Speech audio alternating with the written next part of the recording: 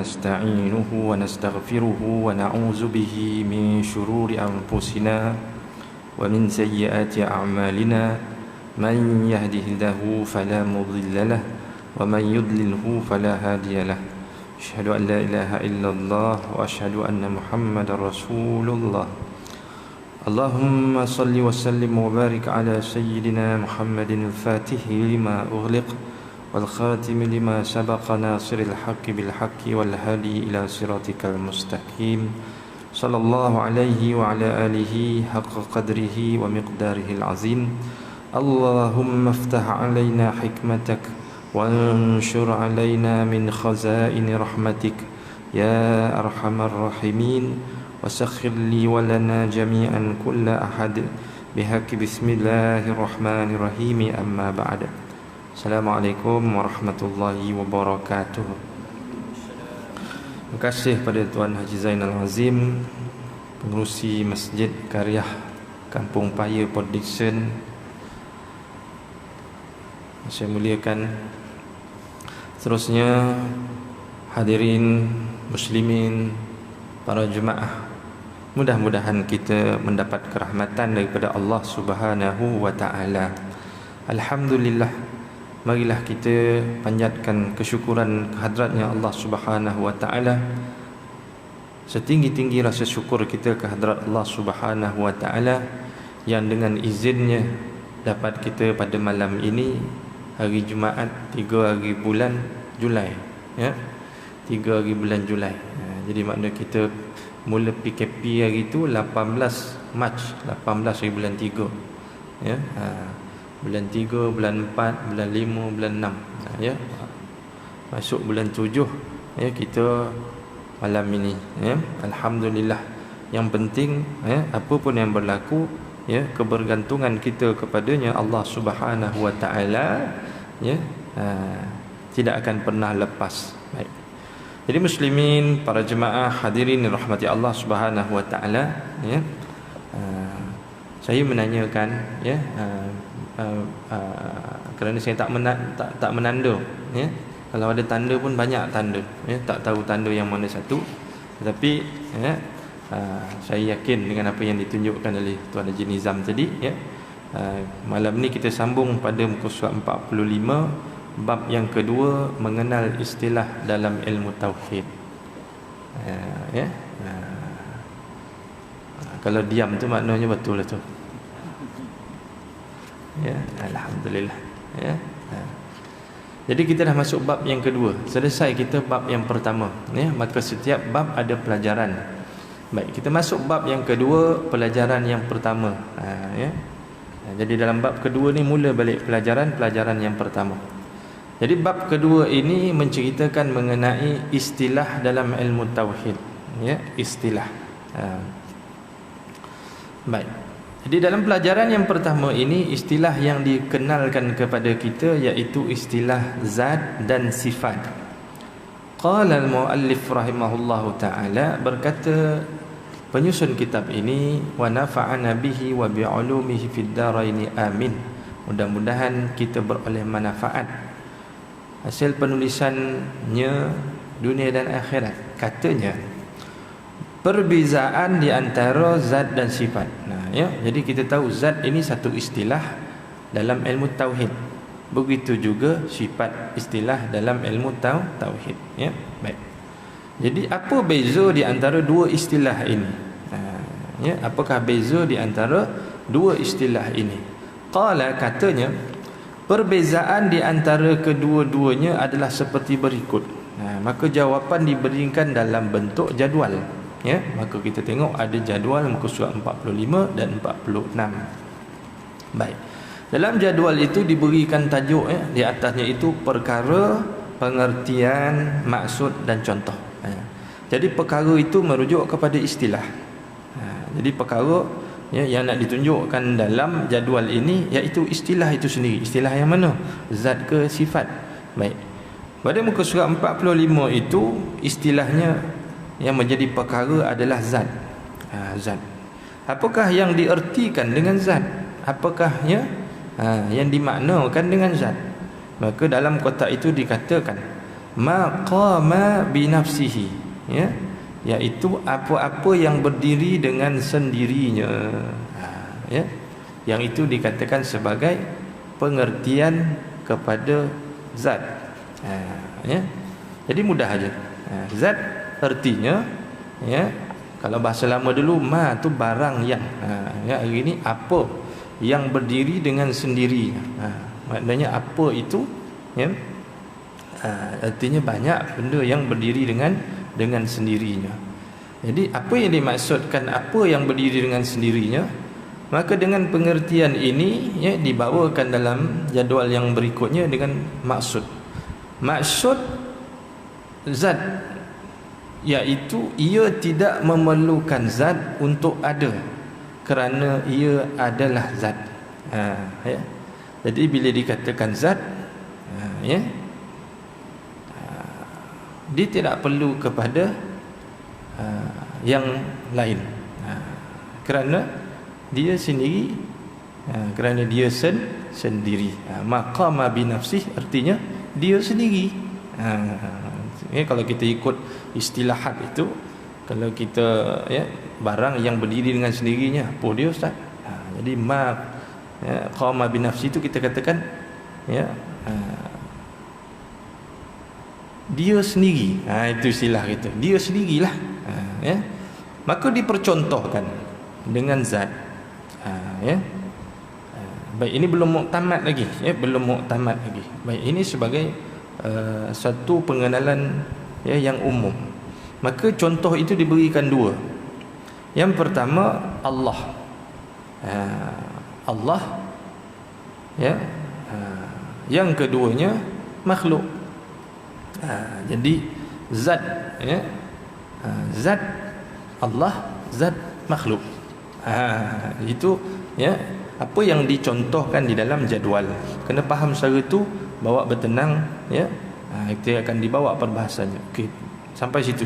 Baik, yang keduanya,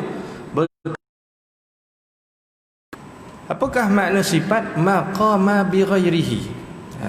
Maqama bi ghairihi, apa-apa yang menumpang pada yang selainnya.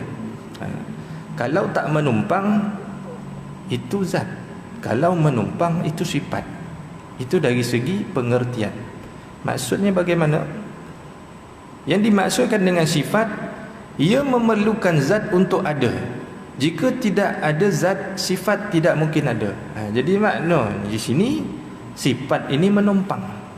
Jadi menumpang ini, kalau tak ada zat, dia tak dapat menumpang, maka dia tak ada. Sebab itulah dikatakan maqama bi ghairihi, adanya menumpang. Adanya menumpang. Boleh faham tak? Jadi apa beza antara zat dan sifat? Zat dia sendiri, sifat menumpang pada zat. Cukup. Setara itu dulu. Boleh faham? Lalu dibawakan contoh. Contoh kepada sifat, iaitu semua sifat 20 yang wajib bagi Allah Subhanahu wa ta'ala. Itu kita katakan tadi, zat Allah Ta'ala, sifat 20 yang wajib bagi Allah Ta'ala. Jadi zat Allah Ta'ala, ya, iaitu zat itu sendiri, sifat Allah Ta'ala, maka sifat itu menumpang pada zat. Jadi dapatlah kita bezakan di antara zat dan juga sifat. Apa dia zat? Zat dia sendiri, sifat menumpang pada zat. Boleh faham soal itu? Kita pegang tu dulu. Yang kedua, pada makhluk. Dikatakan sifat pada makhluk itu seperti warna kulit. Warna kulit. Ya. Jadi warna itu menumpang pada kulit. Kalau tak ada kulit, tak ada warna. Dia jadi begitu. Begitu juga hijau besar, manis, masin, pedas, tajam. Ya. Begitulah, ya, sifat. Baik. Jadi dibawakan lagi perbahasannya seterusnya, perbezaan antara zat, sifat dan jirim arad. Bagaimana pula, ya, disamakan zat Allah dan zat makhluk? Maka para ulama tauhid membawakan istilah yang menjelaskan wujudnya perbezaan zat Allah dan juga zat makhluk. Kena faham ustaz itu. Lalu ditanyakan, bagaimanakah untuk membezakan penggunaannya kepada Allah Subhanahu wa taala dan kepada makhluk? Lalu para ulama meletakkan bahawa istilah zat itu hanyalah di dalam ilmu tauhid ini, istilah zat itu bila sebut zat Allah Taala. Tetapi bila dikatakan zat makhluk, maka istilah zat itu ditukar kepada jirim. Tadi mula-mula tadi dikatakan zat Allah, zat makhluk. Nah, itu mula-mula tadi. Tapi bagaimana nak disamakan Allah dan makhluk? Maka para ulama menyelesaikannya. Ulama mana? Ulama tauhid. Maka dia bawakan istilah. Maka yang dikatakan jirim itu adalah zat bagi makhluk. Jadi tahulah kita bila namanya makhluk tidak dipanggil zat. Macam kulit tadi kan. Kulit tadi adalah jirim. Warna kulit itu bukan sifat. Sebenarnya pada awal tadi dikatakan sifat. Tapi sifat dalam ilmu tauhid nak menunjukkan hanya sifat Allah Ta'ala sahaja. Tapi sifat makhluk dibawakan istilahnya iaitu arad. Arad. Macam ni ejanya ain radat. Aradun. Arad. Jadi fahamlah kita dekat situ. Dapatlah dibezakan antara zat Allah Ta'ala dan juga zat makhluk. Maka selepas daripada ini tidak lagi makhluk itu apabila sebut zat tidak lagi dibangsa kepada makhluk. Dalam ilmu tauhid bila sebut zat Allah Ta'ala. Tapi makhluk ni bagaimana? Nama istilahnya adalah jirim. Jirmun, jirmun. Dia jim ra mati jir mim dua depan mun, jirmun. Jadi kaedahnya bila nak sebut matikan huruf matikan baris tanwin tu. Jirim. Itu yang sebut jirim. Senang. Jirim. J-I-G-I-R-M, rim, jirim. Jadi jirim itu menggantikan istilah zat pada makhluk. Manakala sifat sifat itu hanya sifat Allah Ta'ala. Adapun arad menggantikan istilah sifat pada makhluk. Boleh faham Ustaz itu? Lalu dibawakan catatan di bawah itu. Zat dan sifat Allah Ta'ala tiada dahulu dan tiada kemudian di antara kedua-duanya. Kedua-duanya maka dikatakan dalam kitab ini serentak. Kerana apa? Kerana zat dan sifat Allah Ta'ala adalah qadim dan baqa. Manakala jirim dan arad makhluk bukan qadim, bukan baqa. Kena faham Ustaz itu Baik, qala katanya lagi justru itu maka dibahagikanlah kepada empat pembahagian pada muka surat 48. Empat pembahagian wujud. Wujud zat wujud, sifat wujud, jirim wujud, arad wujud. Baik, maka ulama membawakan kita pengarang kitab ini berdasarkan apa yang ditulis oleh para ulama, dia bawakan kepada kita jadual. Baik, maka jadual ini tajuk di atas itu wujud dan contoh. Wujud tidak memerlukan kepada zat, tidak memerlukan kepada zat, iaitulah zat Allah Subhanahu wa Ta'ala. Jadi bila sebut ini saja maka serta merta kita tak dapat untuk maknanya lemah kita daripada membicarakannya. Yang itulah, itu tujuannya kita belajar ilmu tauhid, supaya kita lemah. Bila sebut Tuhan, bila sebut Allah Subhanahu wa Ta'ala, lemah diri kita. Jadi bila lemah kita pun tunduk kepada kekuasaan Allah Subhanahu wa Ta'ala. Jangan dilawan-lawan. Dia begitu. Dia macam ni lah, ya. Dia makin dibawa, ya. Dia makin jauh tu, makin dalam macam ni. Ya, saya cuba memikirkan tadi, ya. Contoh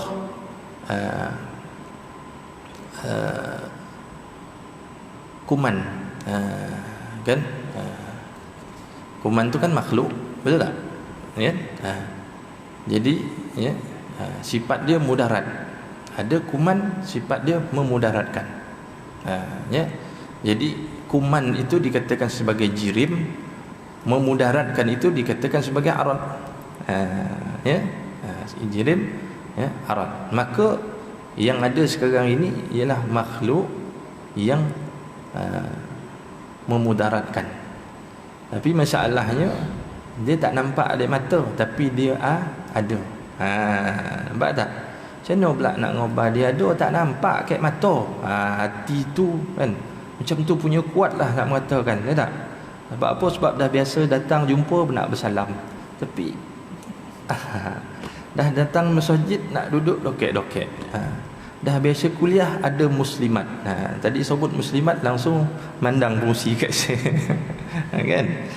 Ya tak? Ya, jadi begitu. Kita memahaminya begitu. Itu makhluk pun lemah kita daripadanya, tapi disebabkan kita tahu sifatnya memudaratkannya itu, apa yang dimudaratkan? Dimudaratkan sistem pernafasan kita, paru-paru kita, dah. Maka kita pun, ya, melindungilah sistem pernafasan kita. Kita pun pakai mask. Apa dia mask ni? Penutup hidung, penutup muka. Kan? Itu.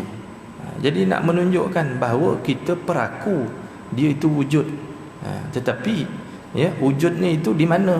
Maka di dalam jadual ini dikatakanlah wujudnya itu, ya, pada yang D tu. Dia ada A, B, C, D tu.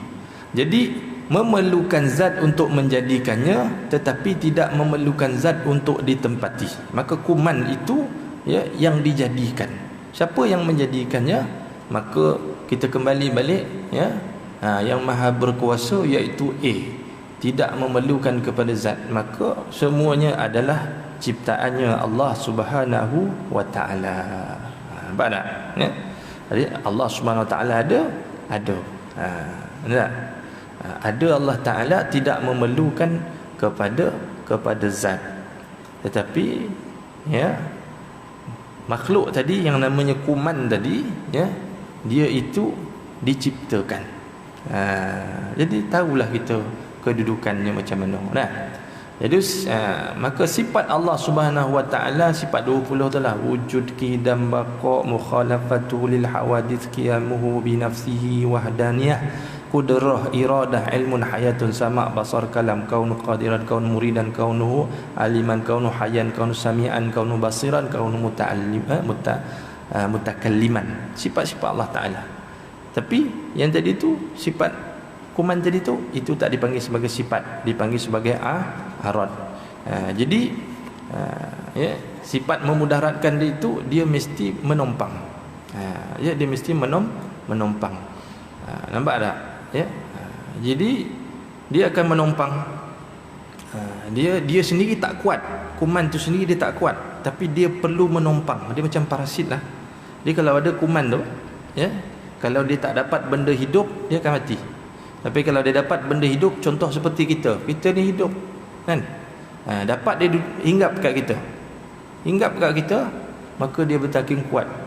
Bila dia makin kuat, maka sifat, atau bukan kita sifat, itu selalu kita sebut sifat, tetapi dalam ilmu tauhid disebut arad. Maka aradnya itu menjadikan kita daripada sihat jadi sakit.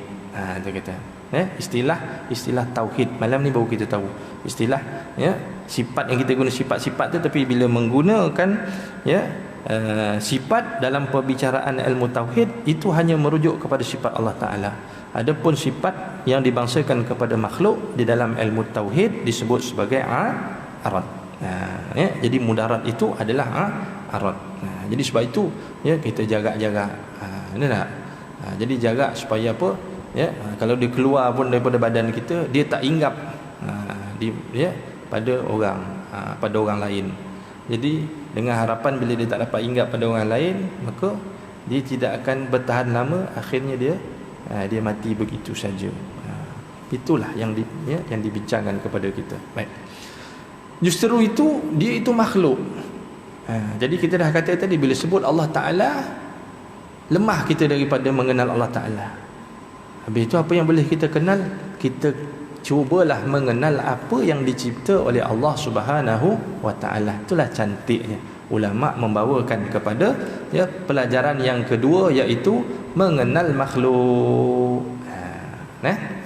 Mengenal makhluk. Baik. Maka dalam makhluk ini ada beberapa istilah yang digunakan. Adakah perbezaan istilah bagi makhluk? Ada.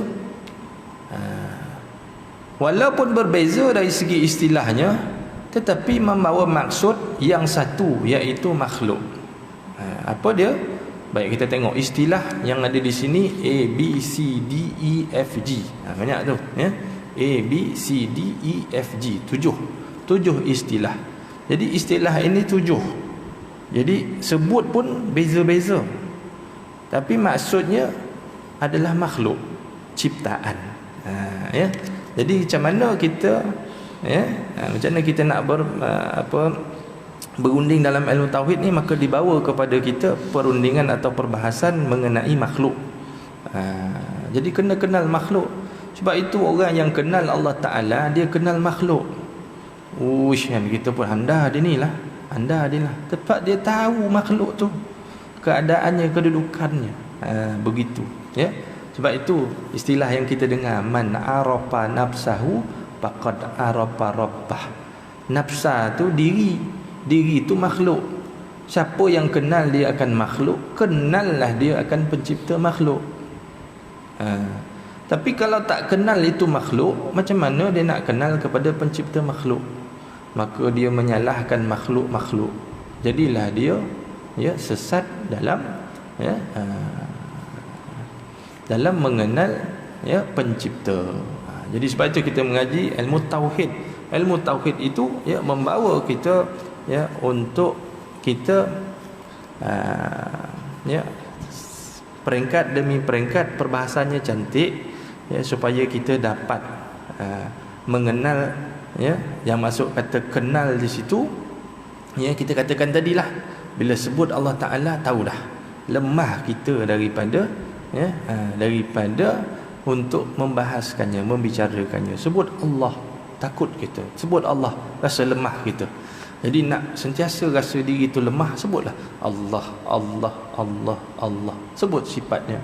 Nampak tak? Jadi itu. Baik. Kita bawa kepada perbahasan mengenai makhluk. Ada 7 istilah tadi. Baik, yang pertamanya makhlukun. Makhlukun atau wazan maf'ulun. Apakah dia makhluk? Iaitu sesuatu yang dijadikan oleh Allah Ta'ala, menunjukkan segala sesuatu itu penciptanya Allah Ta'ala.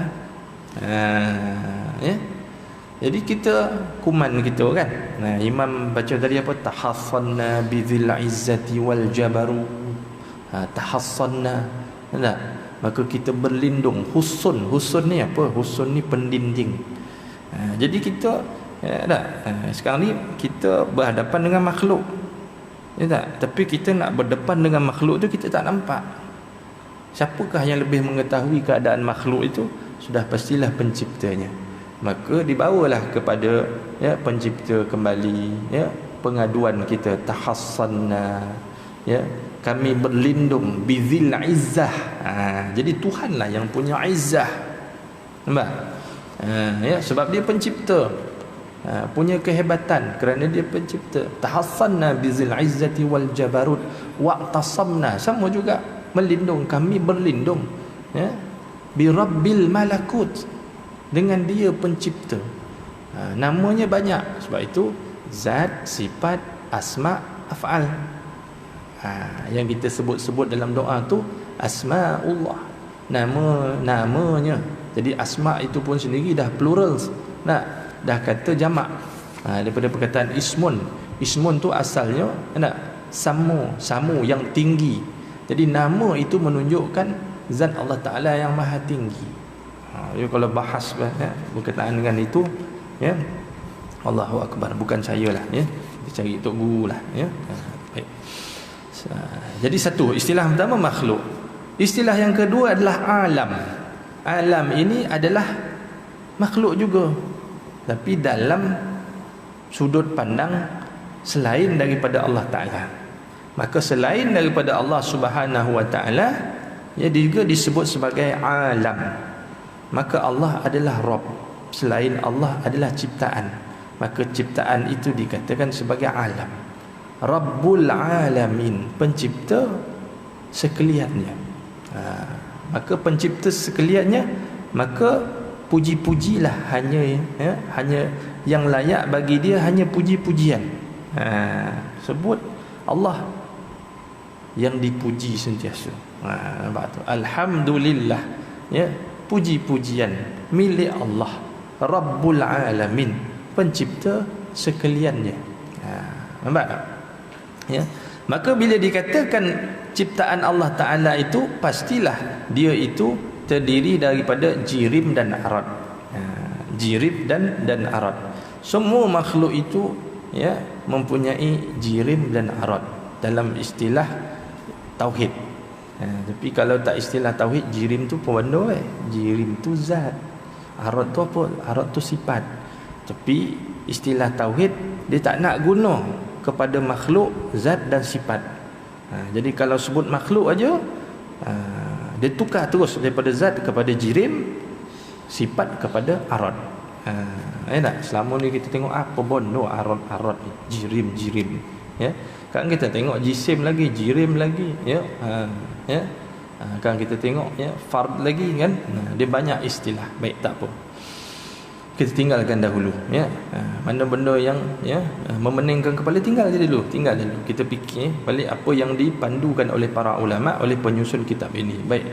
Yang ketiganya, bagi makhluk itu namanya juga mumkin. Namanya mumkin. Menunjukkan bahawa yang ada, yang berupa makhluk yang dicipta oleh Allah Ta'ala ini, dia boleh ada dan boleh tidak ada. Ia boleh berubah daripada tiada kepada ada, atau sebaliknya. Semuanya bergantung kepada ketentuan Allah Ta'ala. Nampak tak? Ya? Dia boleh ada, dia boleh tak ada. Apa pula lah dokumen ni? Dia boleh ada dan dia boleh tak ada. Nampak tak? Jadi keberadaannya itu tidak wajib. Sama juga macam kita, sama juga seperti alam ini, ya, tidak menjadi kewajipan bagi Allah Ta'ala menjadikannya. Jadi sebab itu dinamakan juga ia sebagai mungkin. Ada boleh, tiada boleh. Jadi dia boleh berubah. Dulu tak ada, kemudian dijadikan dia ada. Kemudian dia binasa, tiada dia. Macam kita, dulu tak ada, kemudian lahir ke muka bumi, ada kita. Kemudian kembali ke rahmatullah, tak ada kembali. Jadi kita ini juga selain makhluk, selain alam, kita juga adalah mungkin. Barulah kita kenal sudut pandang makhluk itu pelbagai rupanya. Kita ini ciptaan Allah Ta'ala, kita ini bukan Allah Ta'ala. Kena fahamlah, kita bukan Tuhan. Jadi kena letakkan diri bukan Tuhan. Kerana kita ini boleh ada, boleh tiada. Dan yang seterusnya, istilah yang keempat, iaitu hadithun, baharu. Sesuatu yang sebelumnya tidak ada, kemudian diadakan oleh Allah Ta'ala. Dulu kita tak ada. Nah, mana pergi? PKP, masjid tak boleh masuk. Malam ni ada.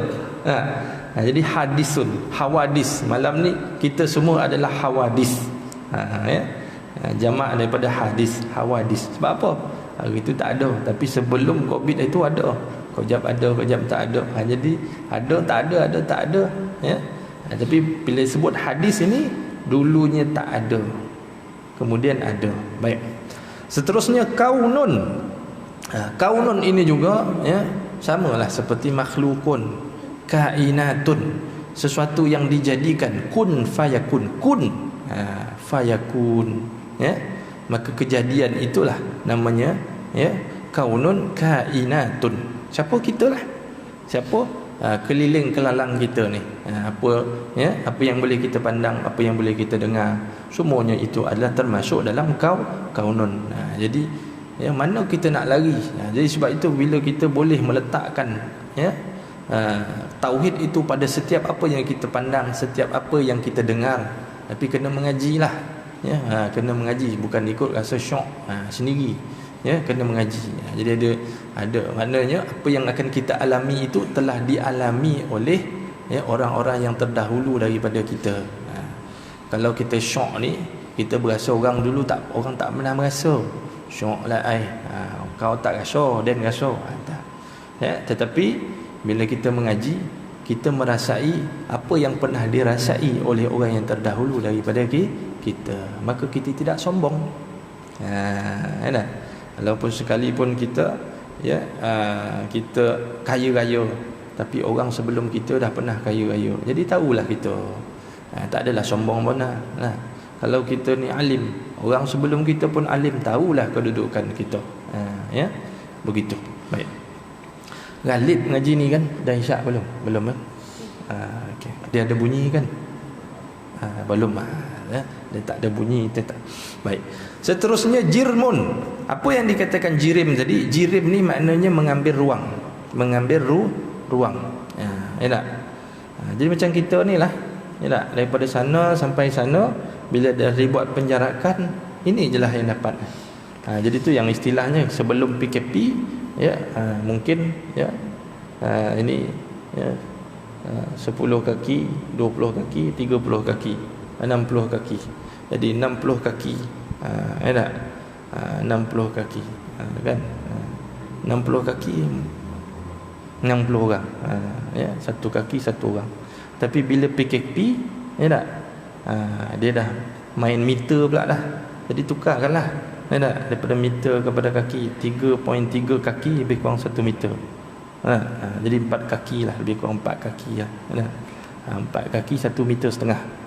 Jadi boleh muat berapa? Jadi makin kurang lah. Itu menunjukkan kita adalah jirim kerana kita mengambil ruang. Jadi istilah itu menunjukkan dari sudut pandang makhluk itu mengambil ruang. Baik. Seterusnya jismun, juga dinamakan dengan jisim, maka boleh dibahagi-bahagikan. Jadi bolehlah dibahagikan. Yang dikatakan orang itu ada kepalanya, ada tangannya, ada kakinya, ada telinganya, ada matanya, ada bahagian-bahagiannya. Jadi itu semua adalah makhluk, ciri-ciri makhluk. Maka seterusnya qala, katanya, maka istilah yang berbeza itu menunjukkan manusia juga disebut dengan 7 istilah tadi. Maka dibahas. Sebab itu muka surat 51 itu, mengapa? Sebabnya adalah perbezaan pengertian bagi setiap istilah seperti berikut. Maka makhluk, maka manusia itu makhluk kerana manusia dijadikan oleh Allah Ta'ala. Satu. Yang kedua, manusia itu alam kerana manusia bukan Tuhan. Dan manusia terdiri daripada jirim, yang mengambil ruang, dan arad, iaitu sifat kepada benda itu. Maka kita adalah benda, Tuhan bukan benda. Faham? Itu kata guru kita, al-alim al-alamah, Tuan Guru Haji Saleh Musa Sik Kedah. Dia kata Tuhan bukan benda. Tok Guru kata tu, saya cuma menukilkan. Baik, Allah alam. Yang ketiganya mungkin. Kita adalah mungkin kerana apa? Kerana kita boleh ada dan boleh tidak ada. Kita adalah manusia. Jadi saya tukar, manusia boleh ada, mana kita boleh ada dan boleh tidak ada, dan boleh berubah daripada tiada kepada ada, atau sebaliknya, yang semuanya ditentukan oleh kehendak Allah Subhanahu wa Ta'ala. Dan istilah yang keempat, manusia itu hadis kerana manusia tidak ada sebelumnya, kemudian diadakan, dijadikan oleh Allah Ta'ala. Manusia itu kaunun kerana manusia itu adalah ciptaan Allah Ta'ala. Manusia itu adalah jirmun kerana manusia itu mengambil ruang, mengambil lapang, mengambil tempat. Manusia itu adalah jismun kerana manusia boleh dibahagi-bahagikan. Maka kita pergi kepada muka surat 52 dan 53, maka kita nampak maka makhluk itu ya diberikan gambaran. Maka makhluk itu ya mempunyai dua ciri. Apa dia? Yang pertama ya jirim, yang kedua arad. Maka jirim itu dipecahkan lagi ya.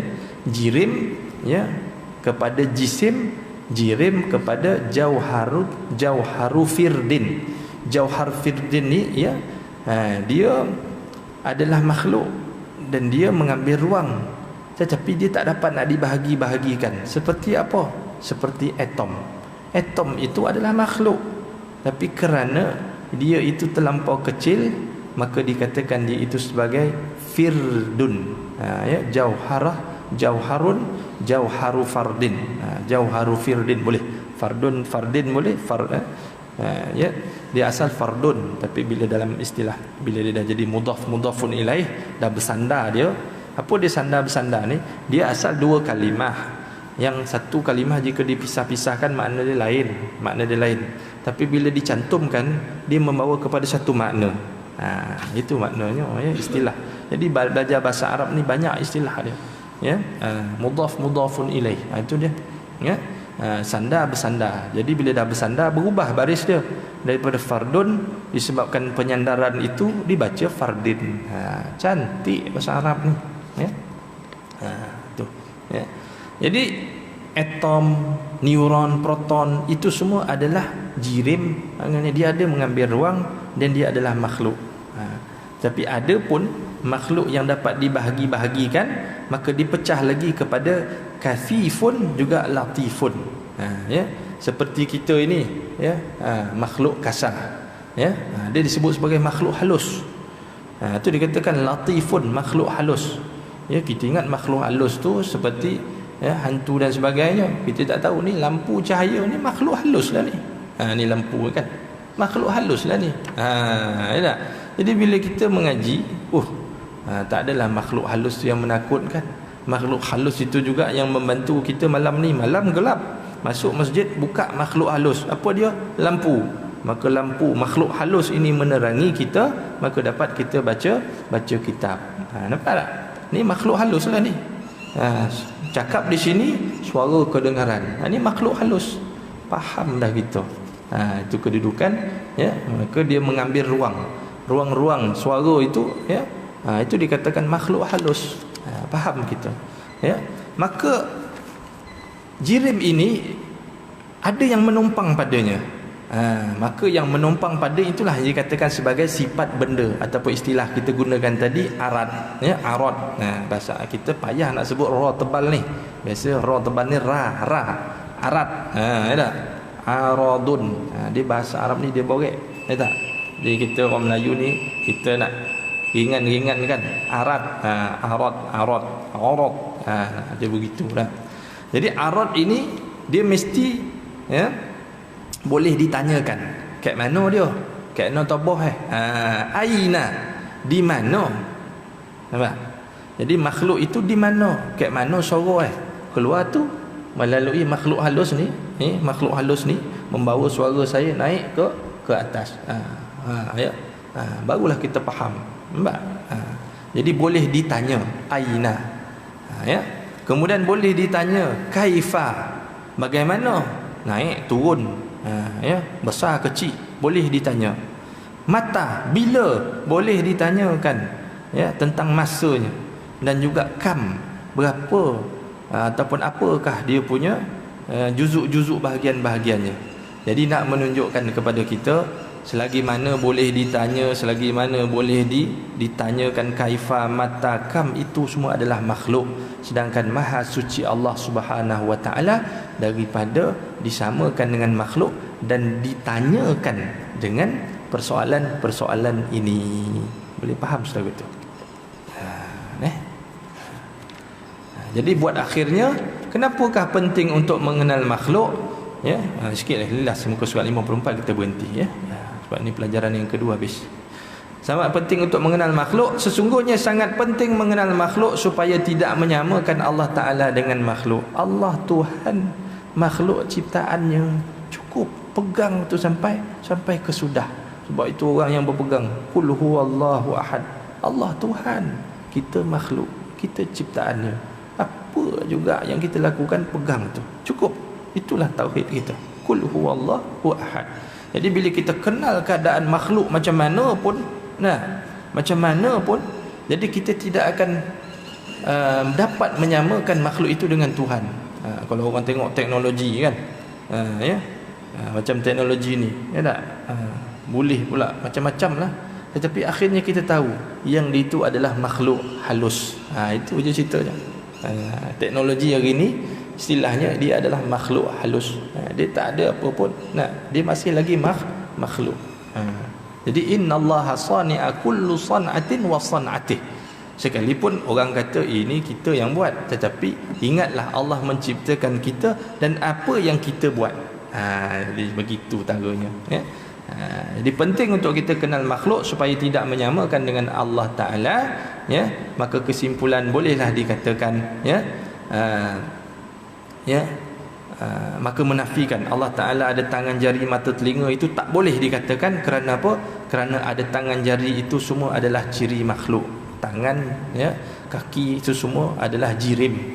Allah Ta'ala berada di aras, di atas langit, tak boleh. Kerana apa? Atas bawah itu berkaitan dengan dengan arah itu ciri makhluk. Begitu juga dikatakan Allah Ta'ala baharu ada, tak boleh. Apa-apa yang berkait dengan masa dulu, kini, masa akan datang, itu adalah makhluk. Allah Ta'ala besar, tinggi, turun, naik, bersila, duduk, tidak boleh. Kerana itu adalah berkaitan dengan makhluk. Jadi dapatlah kita pencerahan, bahawa pertanyaan-pertanyaan itu semua merujuk kepada makhluk. Maha suci Allah Subhanahu wa Ta'ala daripada disamakan dengan makhluk. Itulah maksud apabila kita bertasbih subhanallah, subhanallah. Kita menguatkan lagi akan pegangan tauhid kita, maha suci Allah Ta'ala daripada diserupakan, diumpamakan, dipersiskan kepada makhluk. Wallahu a'lam bissawab. A'udzubillahi minasyaitonirrajim. Bismillahirrahmanirrahim. Alhamdulillahirabbil alamin. Wassalatu wassalamu ala sayyidil mursalin wa ala alihi wa sahbihi ajma'in. Allahumma ighfir lana dzunubana wa israfana fi amrina wa thabbit aqdamana wansurna 'alal qaumil kafirin.